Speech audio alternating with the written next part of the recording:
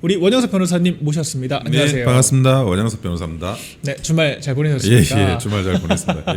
예, 얼굴 좋아 보이시네요. 예.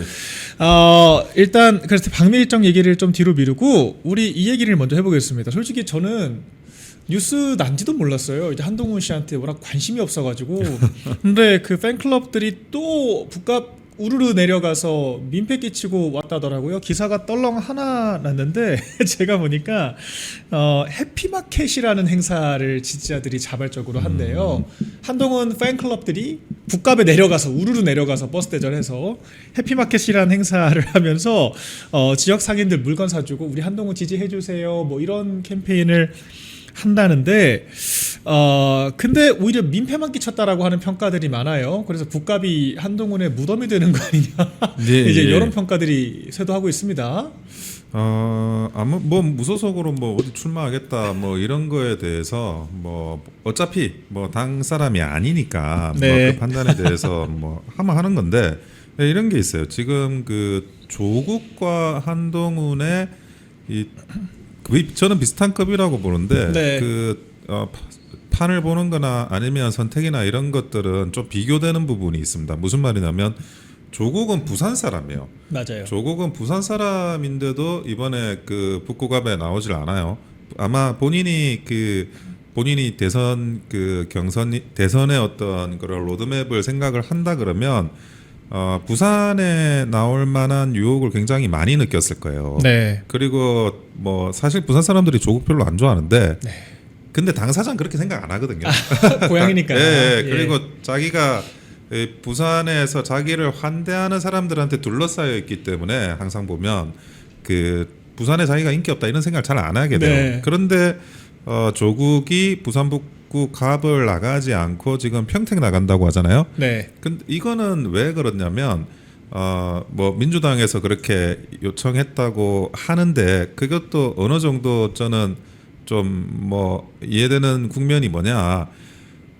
조국이 북구갑을 나가게 되면 전재수 이슈가 사라지고 조국 이슈가 되는 거예요. 네. 그러니까 민주당 입장에서는 어떻게든 그 부산시장을 탈환하고 싶어 하는 거잖아요. 그렇죠. 예. 그리고 지금 이제 여론조사 분위기나 이런 것들도 굉장히 좋고 그리고 이제 뭐 민주당 나름대로는 이걸 어떻게든 뭐 예산 이슈 이런 것들로 해가지고 부산을 탈환해 오겠다 이런 네. 지금 생각을 하고 있는데 그 조국이 출마를 하게 되면 조국이 당선되느냐 안 되느냐 이걸로 이게 이슈가 덮여요. 맞아요. 그래서 사실은 조국한테 너 딴 데 가라 이런 정도는 이야기한 것 같고 조국도 이제 그런 이제 그 의견을 받아가지고 진행을 한 것 같은데 그러면 평택은 왜 갔냐? 네. 사실은 국민의힘이 안타깝게도 아직도 경기도 지사 후보를 내지 못하고 있는 상황입니다. 네. 예, 그래서 뭐 여러 가지 그 경위나 이런 것들은 여러분들도 더 잘 아실 거고 그런 상황에서 자기가 출마해서 자기가 이슈화가 된다 하더라도 그것 때문에 경기도지사 선거를 이겼다 졌다 이런 그 이야기는 안 들을 거다라고 지금 일단은 생각을 하는 거예요. 네. 그 조국이. 근데 부산 같은 경우 자기가 뭐 해서 이런저런 걸 하다가 부산시장 선거를 조국 때문에 졌다 이런 말을 들으면 자기한테 그게 엄청난 정치적인 부담이니까 지금 경기도로 빠진 거거든요. 그렇죠. 그러니까 뭐 같은 당은 아니니까 뭐 선당 우사는 아니지만 진영에 대한 어떤 그 기본적인 이해는 하고 사실은 조국이 움직인 거예요. 네. 근데 한동훈 같은 경우에는 그런 것도 묻고 아예 없는 거죠. 상도가 없습니다. 네, 그래서 지금 그 박형준 시장이 언론에서 이제 뭐 지금 선거 운동을 하니까 언론에는 전화 인터뷰하는 모 프로그램 방송을 봤는데 네. 자꾸 한동훈 이야기를 물어봐요. 어허. 그 앵커가. 그러니까 아니 그 이야기 그만 물어보고 네. 저에 대해서 한번 물어봐 달라. 박형준 시장 내 얘기를 좀 해라. 네, 그 예. 이야기를 하면서 네. 이렇게 그 인터뷰를 이렇게 하더라고요. 그러니까 그러네요. 그런 네. 것도 보면 박형준 시장 입장에서도 지금 그 본인 선거 운동하는데 이게 지금 한동훈 때문에 덮인 거예요. 그러니까 네. 우리가 뭐 무소속이니까 뭐 어쩐다 뭐 넌 너가 알아서 하는 거지라고 하지만 한편으로는 이게 굉장히 뭐 부산시장 선거에 대해서도 좀 최소한의 그런 본인이 정말 그 국민의힘에 돌아오고 싶다 그러면 하면 안 되는 그런 네. 짓을 지금 하는 거거든요. 그러니까요. 예, 그래서 이런 부분에 대해서 뭐 북구 갑의 주민들이 저는 뭐 냉정한 판단을 하리라고 생각을 하고 있습니다. 네. 제가 그 절대로 같이 갈 수 없는 사람으로 한동훈 씨를 꼽는데 저는 네. 그 기준이 있거든요. 예, 예. 첫째, 자기가 참모가 될 수 없는 사람, 그러니까 주인공이어야만 하는 사람. 예, 예. 두 번째가 자기가 주인공이 되기 위해서 조직을 공격하고 조직을 망가뜨리는 사람. 사실 한동훈 씨는 딱 이런 부류거든요. 우리 변호사님 방금 말씀해 주신 게 딱 그렇지 않습니까? 우리가 부산 수성하는 게 무엇보다 중요한 걸 알면서 무공천이니 뭐니 말 같지도 않은 걸로 좌표 찍어서 우리 부산시장 후보가 잊혀지게 만들고 있어요. 그렇죠. 조연을 만들고 있잖아요. 예, 예. 그래서 네. 거기에 그 부산의 현역 의원들도 거기에 뭐 네. 가담을 하고 그런 일에 부산시장 박형준 후보를 없애버리고 지금 그 한동훈 씨를 띄우는 작업을 하고 있는 것에 참전하고 돕고 그러는 게 굉장히 이게 결과적인 해당 행위예요. 그렇죠. 뭐 한동훈 씨야 무소속이니까 그렇다 치자. 아니 당적을 가지고 있는 의원들이 그러면 안 되지 않습니까? 예. 그러니까 자기들이 하는 행동이 전체 판에서 어떤 영향을 미치는지 모르고 있다 그러면 무능한 거고 네. 알고도 그러면 굉장히 악의적인 예. 거거든요. 그래서 지금 그 부산시에 있는 그 부산시당의 그런 의원들이나 위원장들도 위원장은 없죠 이제. 그러니까 현역 의원들만 있는데 의원들이 그거를 분명하게 이해를 하고 움직였으면 좋겠어요. 한동훈을 도와주는 거는 박형준을 떨어뜨리는 거예요. 맞습니다. 그거에 대한 아무 개념 없이 뭐 자기가 뭐 사람 좋아 보이는 모습 비슷한 걸 지금 생각을 하는 건데 그런 짓을 할 정도로 지금 그 부산시장 선거가 편한가요? 그러니까요. 그렇게 그 낙관적이에요?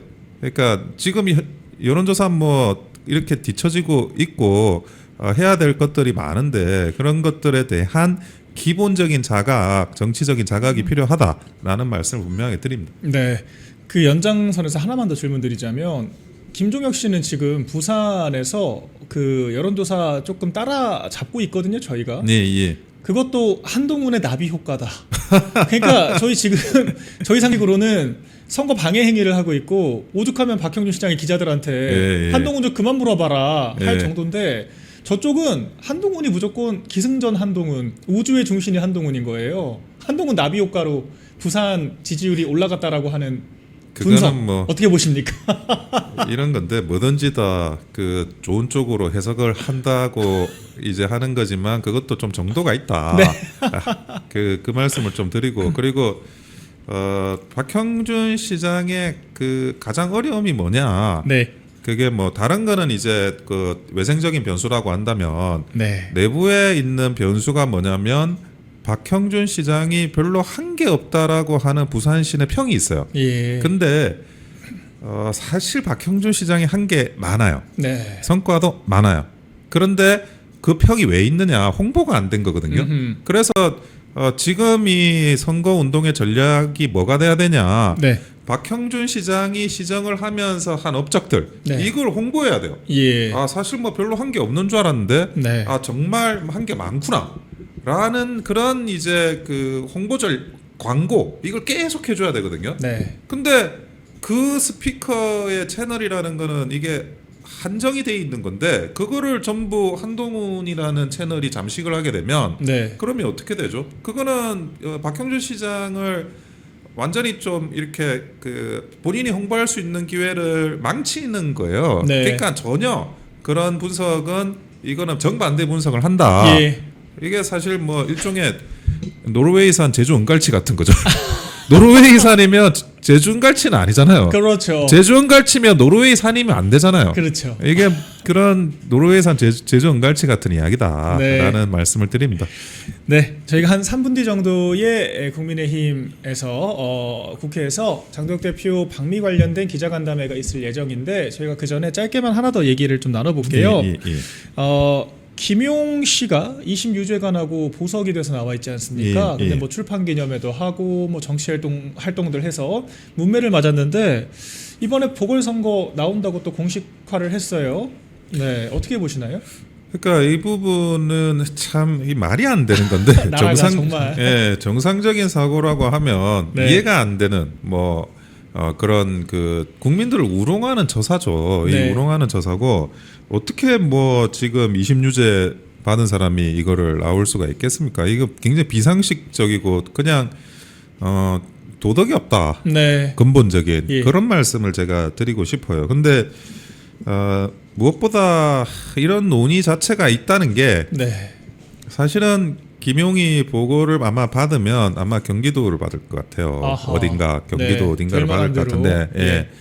그런데 그 김용희 보고를 받아서 선거에 나온다고 하더라도 전반적인 판세가 뭐 그런 논란으로 자기들이 불리하지 않다. 사실 이게 그 밑바닥에 깔려 있는 거거든요. 네. 경기도 판세에서. 그러니까 한마디로 좀 그 오만함인데 예. 그 오만함을 저는 반드시 경기도민들이 평가를 할 거라고 심판을 해줄 거라고 생각하고 있습니다. 예. 그러니까 워낙 이제 뭐 여러 가지 그 새가 지금 민주당한테 좋게 흘러가다 보니까 네. 그런 오만한 어떤 과정들이 계속 있는 건데 네. 결국에는 뭐 계속 올라갈 수 있는 그런 그 흐름이라는 건 없는 거거든요. 예, 그렇죠. 그 한번 꺾이고 그게 어디에서 꺾이느냐 하는 문제가 있어요. 네. 근데 전혀 생각지도 못한 작은 어떤 구멍에서 그게 뚝이 터지듯이 꺾이는 상황이 발생합니다. 정치판에서는. 네. 그래서 뭐 지금 그런 보이지 않는 그 구멍들을 보이는 구멍이죠. 대놓고 만드는 그렇죠. 건데 이거는 그런 것들을 민주당이 계속 만들고 있는데 저는 그 많은 구멍과 지뢰 속에 뭔가가 반드시 하나가 터질 것이고 예. 거기에 대해서 뭐 우리가 또 국민의힘이 또 반전의 흐름을 잡을 수 있는 그런 기회도 그 과정에서 또 발생할 수 있다고 보여집니다. 네, 이게 참 민주당이 뭐라 그럴까요? 전 이런 생각이 좀 들더라고요. 그 김용 씨한테 그 지금 양문석 선거법 위반 예. 위반으로 거리가 됐죠. 거리가 됐고 김용 씨한테 내 지역구를 안산 지역구를 맡아달라 이렇게 이야기를 하더라고요. 누가 보면은 자기 소유의 지역구인 것이고 잠깐만 맡아주면 내가 돌아오겠다라고 하는 해석이 돼서 상당한 논란이었는데 전 이런 생각도 듭니다, 변호사님. 민주당의 이런 모습들이 참 참담하다. 어떻게 국가적으로 이렇게 법치를 유린할 수가 있는가 생각이 드는데 민주당은 이렇게까지 자기 사람을 챙기는 게 전 신기하기도 합니다. 그러니까 우리 당이었으면은 공천은 고사하고 지금 출당을 시켰을 것 같은데, 그렇죠. 진작에 출당시켜서 매장을 시켰을 것 같은데 예. 민주당 관계자들 물어보니까 야 그래도 김용이 그 검사 정권의 검찰 정부의 민주당의 표현으로 예. 검찰 정부의 어떤 정치적인 탄압을 받고 거기서 이제 버티고 돌아왔는데 희생을 했는데 우리가 어떻게 나가지 말라고 하냐 이런 이야기를 또 해요. 그러니까 예. 민주당은 너무 제 식구를 챙기고 감싸서 때로는 그게 문제가 되기도 하는데 네. 국민의힘은 그 정도는 안 해도 되는데 반의 반 너무 정도는 했으면 과하죠. 너무 과해요. 예, 예. 반의 반 정도는 좀 했으면 좋겠다는 생각이 들어요. 근데 네. 제가 뭐 국민의힘 이야기 또 좀 비판점이기도 하고 뭐 네. 저도 10년간 너무 그런 부분을 많이 봤기 때문에 좀 말씀드리면 예. 그 국민의힘은 이 정도 하면 안 되지만 조금은 바뀌어야 돼요, 진짜. 맞습니다. 예.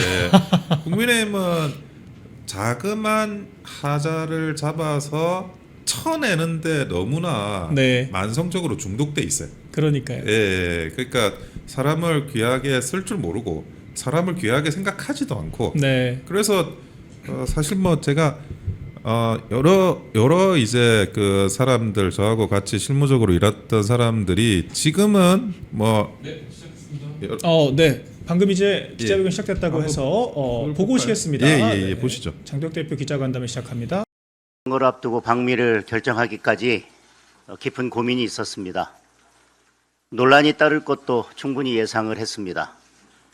그럼에도 어렵게 방미를 결정한 것은 이재명 정권의 잇따른 외교 참사로 대한민국이 심각한 위기에 직면해 있기 때문입니다.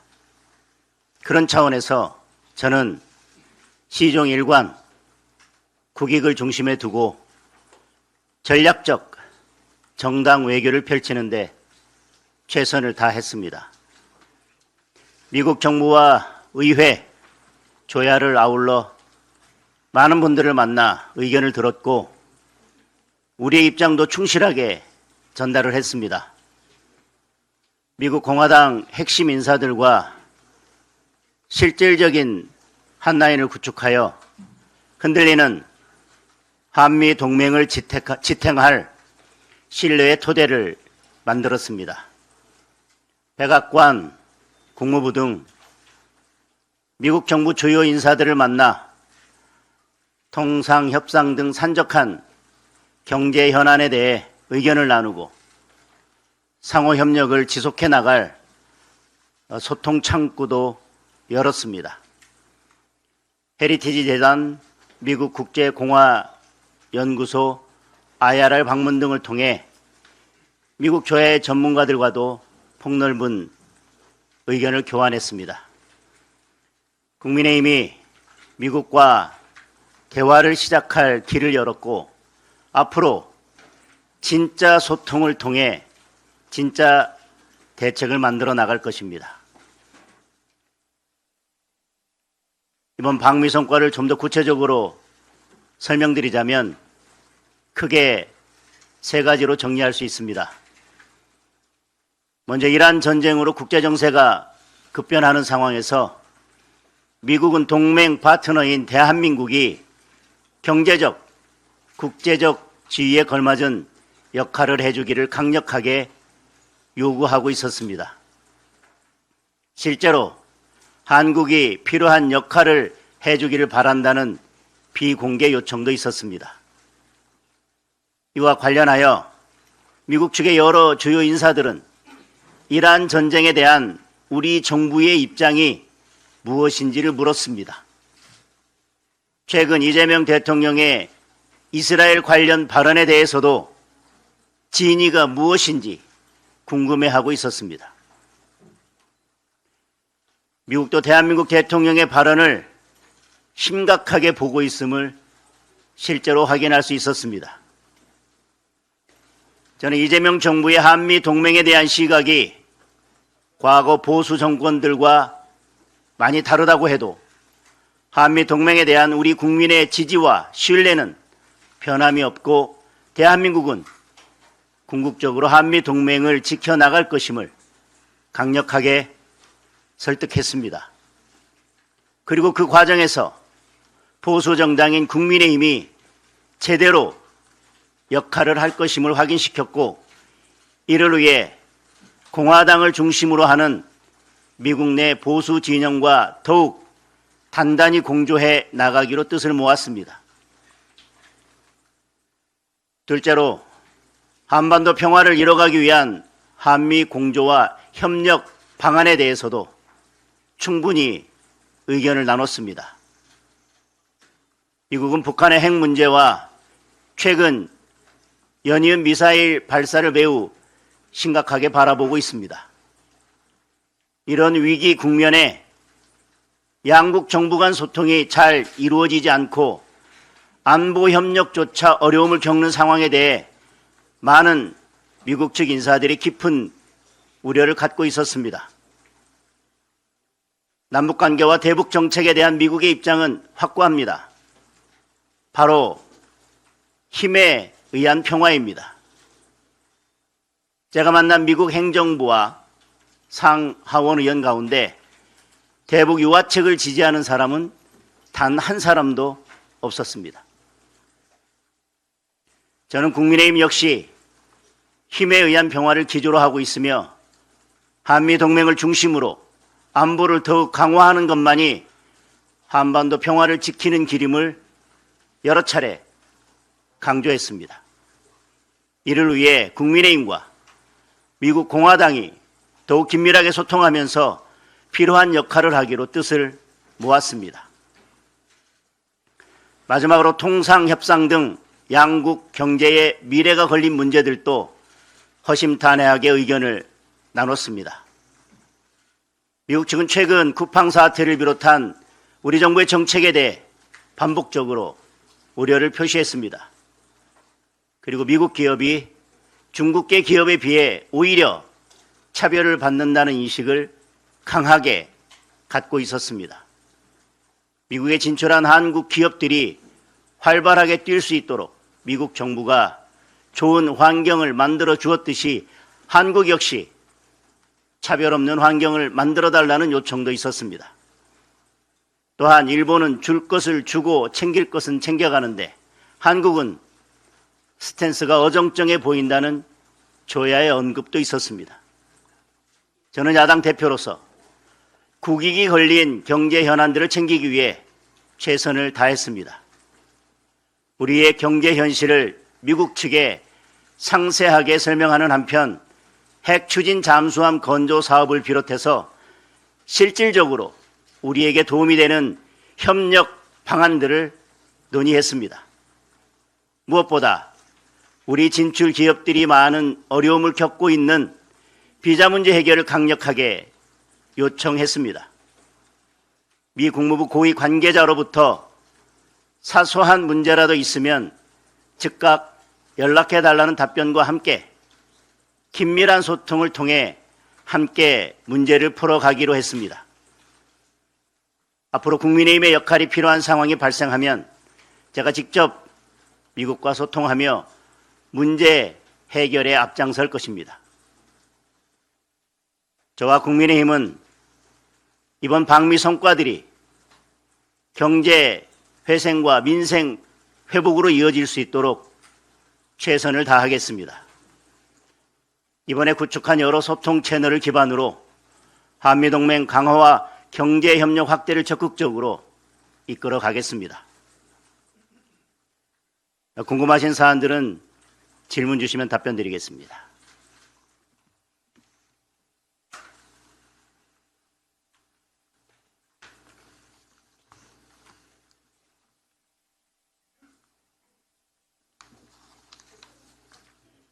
네.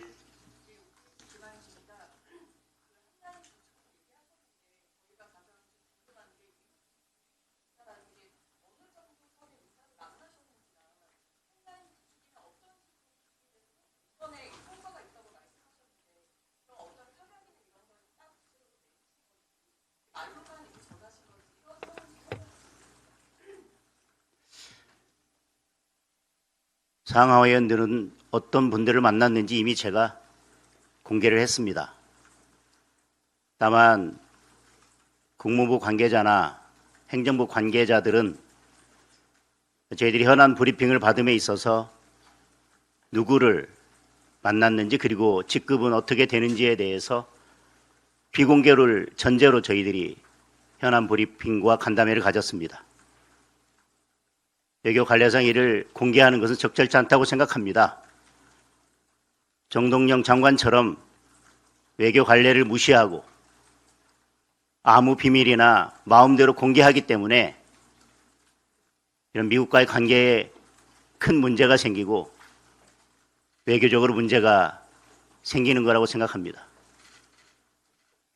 한라인을 구축하는데 협약을 체결했다는 이야기는 저는 처음 듣습니다. 중요한 문제가 발생할 때 서로 긴밀하게 빠르게 소통하면서 서로 의견을 교환할 수 있는 채널을 마련했다고 말씀드리겠습니다. 네.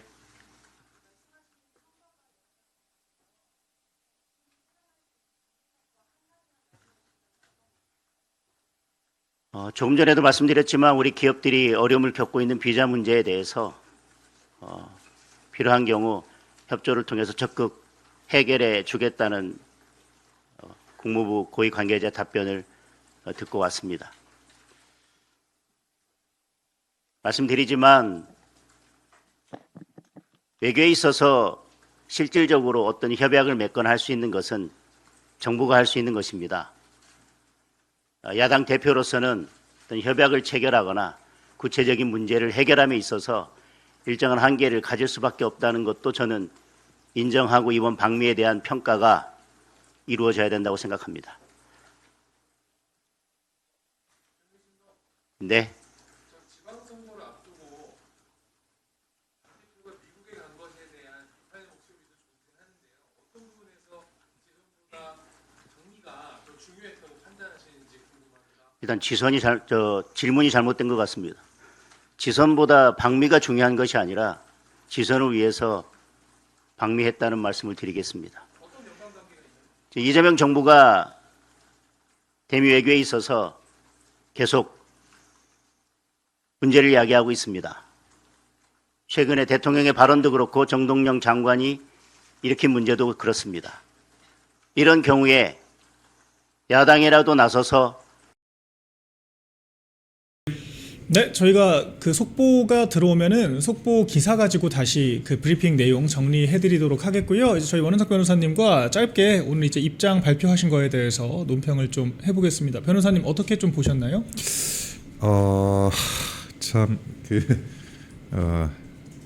난감한 부분도 있는데요. 아, 예. 예. 그 기본적으로 이렇게 누구를 만나서 구체적으로 어떤 대화를 했는지가 좀 뭐 보안 유지라는 이유로 네. 말씀하시지 않은 게 정치적으로는 굉장히 좀 불리하게 전개될 수 있다. 네. 그런 말씀은 드리지 않을 수가 없네요. 예.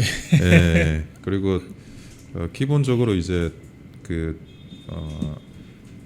미국이나 미국 측 그리고 미국 고위 관계자가 아닌 미국의 뭐 홍길동이면 홍길동, 미국의 뭐 마이클이면 마이클, 스미스라면 스미스 이런 사람이 뭘 말했느냐가 사실 굉장히 국민들이 또는 이제 지지자들이 당원들이 관심을 갖는 요소거든요. 네. 그래서 그런 부분에 대해서 뭐 오늘 말고라도 좀 정무적으로 잘 판단을 해서 그런 부분을 밝히는 그런 그 기회가 한 번 더 있어야 되지 않을까 하는 생각은 네. 듭니다. 그리고 결국에 그 미국의 입장이나 이런 부분들이 그 제가 저번에 한번 말씀드린 적이 있는데 그 국무부 그 차관이 왔다 갔어요 우리나라에 얼마 전에. 네, 그렇죠. 예, 그때 이제 뭐 국민의힘의 인사가 만나지는 않았고 그래서 사실은 우리가 미국에 가서 만난다고 하면 적어도 차관보다는 더 높은 급의 사람을 만나야 되는 거였어요. 네. 왜냐하면 미국에서 한국으로 차관이 왔는데 그 사람은 만나지 않고 만약 미국에 할 말이 있으면 그 사람을 만나서 하면 되는 거잖아요. 한국 네. 왔으니까.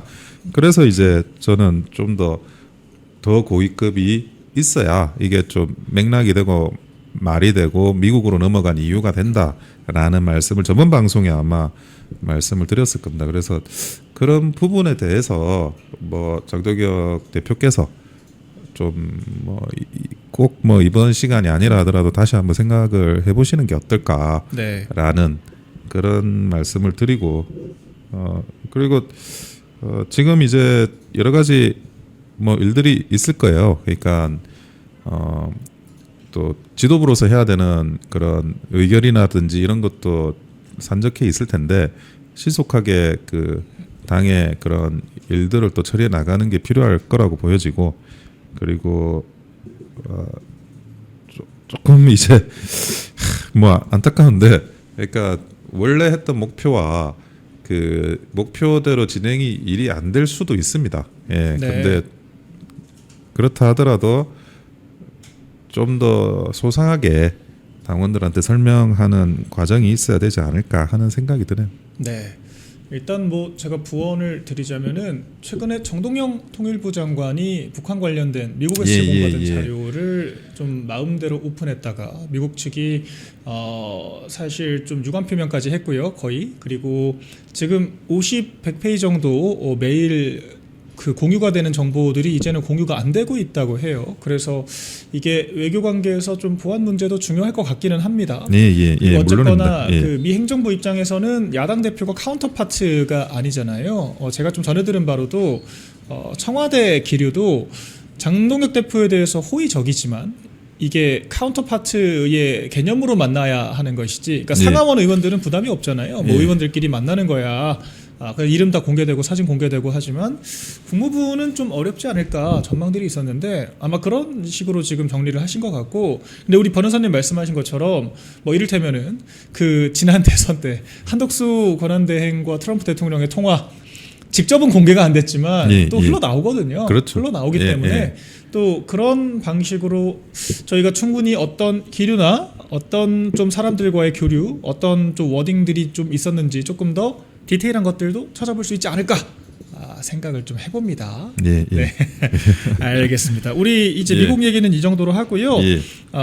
속보가 나오면 저희가 계속해서 한번 짚어보도록 하겠고 이제 준비된 주제 마지막으로는 홍준표 시장 결국 이재명을 만났습니다. 만나고 와서 오늘 아침에 또 국민의힘을 향해 독서를 쏟아냈어요. 윤석열 정권에 대해서 유튜버의 노란한 정권 안 망할 리가 있냐라고 하면서 보세력 망조 들렸다. 근데 뭐 지금 유튜브 보는 걸 넘어서 직접 나가기도 하는 게 이재명 정부인데 홍준표 시장 말대로면은 이재명도 만나면 안 되는 거 아닐까요? 망해야 될 것 같은데. 예. 아니 원래 이런 뉴미디어 SNS 네. 정치는 민주당이 원조입니다. 예. 김어준 대표적으로 거기서 딴지일보부터 해가지고 예. 그 뉴미디어 팟캐스트 계속 하고 있지 않았습니까? 네. 그리고 거기에 어마어마하게 영향을 받고 그리고 실제로 그런 정무적인 상황을 반영하는 게 네. 민주당이고 다만 이제 그 팟캐스트 시절에서는 보수가 거기에 적극적이지 않았어요. 네. 그냥 그때만 하더라도 뭐 보수가 약간 뭐 대세적인 그런 뭐 좀 따뜻한 분위기에서 항상 정치를 해서 그런지 네. 그런 새로운 미디어에 별로 이렇게 그 적극적이지 않았는데 예. 그 박근혜 대통령 탄핵 이후에 이제 새로 뉴미디어에 뛰어들고 그때 이제 유행을 했던 게 지금까지도 이제 그 대세를 흐름으로 만들어가고 있는 게 유튜브라 보니까 예. 유튜브를 이용을 한 거지. 네. 실제로 원조는 그런 뉴미디어 원조는 민주당입니다. 그럼요. 팟캐스트부터. 예. 예. 그런데 그러면 왜 그렇게 그 뉴미디어를 적극적으로 활용하냐라고 민주당에는 따져 묻지도 않고 그러니까요. 예, 왜 보수당에서는 그렇게 이야기하는지 그건 뭐 제가 볼 때는 납득이 안 되고 본인 또 유튜브 하시잖아요. 그러니까 홍카콜라 하시면서 하시잖아요. 그러니까 그런 부분들에 대해서 뭐 좀 그 지나친 악담을 하고 계시다라는 말씀을 드리고 네. 그리고 그 정확하게 보수 세력이 어려워진 거는 기득권의 정치 그리고 몇 선 했다고 하는 우리 당에서 그만큼 이제 배려를 받았고 네. 누렸던 사람들이 책임감이 없어서 그래요. 예. 그러니까 자기들이 뭐 어떤 책임과 결단과 그리고 미래를 키우는 그런 정치를 하지 않고 네. 그러니까 우리가 나중에 이렇게 뭐 쌀을 먹으려고 하면 누군가 벽시를 뿌려야 됩니다. 네. 근데 지금의 그 기득권의 정치 몇 선 했던 사람들은 그런 거 있으면 다 삶아가지고 자기 밥을 해 먹어요. 예. 그렇죠. 그러니까 아무도 안 뿌려. 그러니까요. 아무도 안 뿌리니까 이렇게 사실 사람들이 다 힘든 거예요. 소 키우는 사람이 없습니다. 예, 뭐 키우는 거는 벽시 뿌리는 거는 시간이 오래 걸려요. 예. 당장 나한테 그게 쌀이 돼서 나올 건지가 막연하게 보이지도 않고. 네. 근데 아무도 씨앗을 안 뿌리는데 어떻게 그러면 우리가 쌀을 먹는 거죠? 네. 그러니까 계속 그런 것들이 반복돼 오고 거기에 대해서 어떻게 보면 홍준표 대표도 그런 기득권 정치인으로서 책임이 있으신 분이에요. 예. 그래서 그런 부분들 참 안타깝다. 제가 아까 말하려다가 이제 그 미국 관련한 기자회견을 해가지고 중간에 끊어졌는데 네네. 지금 이제 보수의 세력이든 개파든 막 보여지는 이런 사람들이 있는데 네. 그 사람들 그 상당수가 옛날에 저하고 같이 당에서 일했던 사람들이 많아요. 네. 여기도 있고 뭐 저기도 있고 있어. 때로는 경쟁하기도 하고 싸우기도 하는데 제가 그런 모습을 보면 안타까운 마음이 굉장히 큽니다. 예. 그런 그 고생했던 어쨌든 같이 뭐 문재인 상대로 해가지고 싸우면서 실무를 같이 했던 사람들이 그 뿔뿔이 흩어져 가지고 그 또 능력이 있어서 그 어느 정도 그 안에서 역할도 해요. 근데 네. 그런 사람들이 그 제대로 기회를 더 좋은 기회 이런 걸 못 잡고 소모된 부분들도 많아요. 예. 그래서 그런 부분들을 제대로 하지 못한 그런 우리 국민의힘의 그동안의 지도력 이런 거를 탓하지 않을 수가 없어요. 정치는 혼자 하는 게 아닙니다. 예. 같이 하는 거고 내가 누군가의 또 버팀목이 되어야 되지만 나도 어떤 버팀목이 필요하고 그렇게 같이 나가는 거지 혼자서 할 수가 없는데 그런 좀 인재라고 해야 될까? 네. 이런 사람들을 혼자 내버려 두고 팔다리 잘리게 해버리고 뭐 조금만 하자를 잡아가지고 뭐 정치적으로 재개하지 못하게 만들고 예. 그런 것들이 만연해 있어요. 그래서 맞습니다. 그런 게 참 안타깝고 그리고 그 뭐 홍준표 대표도 뭐 자신을 좀 돌아보셨으면 좋겠고 네. 그리고 이 이야기는 제가 홍준표 대표한테만 하는 이야기가 아니에요. 네. 그 모든 사람들 특히 뭐 3선 이상의 그런 그 했던 우리 당의 은혜를 입고 공천을 받아가지고 당선이 되셨던 그런 분들은 네. 그 책임에서 모두 자유로울 수가 없습니다. 짧게만 좀 첨언드리고 싶은 부분이 저 들으면서 우리 당이 유독 우리 당 사람들을 향해서 프레임 공격을 하는 경우들이 되게 많은 것 예, 같아요. 맞습니다. 예. 이를테면 민주당 어떤 뭐 친 이재명계를 향해서 뭐 개딸파다 그런 이야기 안 하는데 우리는 뭐 윤핵관이다, 뭐 당권파다, 뭐 예. 틸티브다, 좀 자해적인 표현을 우리 내부에 많이 쏟아내고 그게 대외적으로 부정적인 프레임을 서로 뒤집어 씌우는 결과가 되는 일이 많은 것 같습니다. 예, 변호사님. 예. 당에 이제 주인이 없고 제대로 된 어른이 없어서 그래요. 예. 그러니까 나이가 많다, 경험이 많다, 선수가 많다고 어른이 되는 게 아니거든요. 네. 그러니까 그런 게 좀 부적절한 그런 내부의 일이 생길 때 그때 어느 정도 뭐 이건 이 정도에서 하자라고 말을 해주는 어른들이 필요한데 네. 그 어른이라고 할 만한 사람들이 어른으로 기대되는 사람들이 그 편에 참전해가지고 싸워요 오히려. 이게 정치적으로 굉장히 미숙한 거거든요. 네. 예, 그래서 좀 하나만한 이야기나 하고 저는 뭐 저 통합이라는 이야기도 그래요. 제가 통합이 좋은 단어죠. 네. 정치는 어떻게 보면 통합이 수단이자 결과입니다. 네. 아니 우리가 표를 많이 얻어서 선거에 이기는데 표를 많이 얻는다는 거는 표를 준 사람을 통합시킨 거잖아요. 예, 그렇죠. 그런 것처럼 그 통합은 정말 뭐 좋은 단어인데 왜 어떻게 통합을 하냐는 거예요. 네. 그 수단 방법론을 이야기하는 사람이 없어요. 예. 예, 대부분은 뭐 통합하자 뭉치자 그건 구호고 제가 뭐 이정현 공관위원장 그 뭐 저도 평소에 친분이 있고 좋은 분이신데 이번에도 공관위도 마찬가지예요. 뭐 페북에 SNS에 좋은 말 쓰셔. 네. 그러니까 그게 다 구호라고요. 예. 어떻게 하자에 대한 중간 결단이나 행동이 없이 구호만 이렇게 이야기를 하니까 옛날에는 뭐 그 구호를 하면 그래도 구호라도 뭐 좋은 구호네 하고 생각했는데 네. 지금은 구호만 하는 사람들이 어떤 그 실행과 결단을 하려고 하는 사람들의 그 힘을 점거하면서 약하게 만드는 효과까지 있어가지고 네. 구호 정치하는 사람 다 이제 보수당에서 밀어내고 싶어요. 예. 저런 사람 뭐 본인이 그 당에서 기여한 게 조금 있으신 건 아는데 젊은 사람들을 위해 뭘 한다는 거는 네. 구호를 주장하면서 구호 정치하면서 언론이나 기사를 점거하면 안 되는 거예요. 네. 조용히 할 줄 아는 게 그 어떤 그 새로운 정치를 위한 본인이 하셔야 될 역할이라고 저는 생각이 듭니다. 콩TV를 사랑하시는 시청자 여러분, 대한민국은 지금 체제 전쟁 중입니다. 연성 파시즘 체제로 갈 것이냐 아니면 자유민주주의 체제를 지킬 것이냐, 이를 위해서는 결단과 용기가 필요합니다. 민주당의 정보통신망법이 통과되어서 오는 7월부터 시행이 됩니다. 이렇게 되면 언론 자유 훼손은 물론이고 자유우파 유튜버들의 산업 생태계에 심각한 지장이 예상됩니다. 여러분, 어떻게 해야 되겠습니까? 여러분들의 도움이 필요합니다. 여러분들이 우잘사 회원에 가입하셔서 대한민국 체제 전쟁에 승리하고 국민의힘 장동혁 지도부를 지켜내고 정보통신망법을 비롯한 언론 자유를 심각하게 훼손하는 여당발 공세에 대응해 주시기 바랍니다. 우잘사 회원 많이 가입하셔서 함께 가는 여정을 만들어 갑시다. 감사합니다.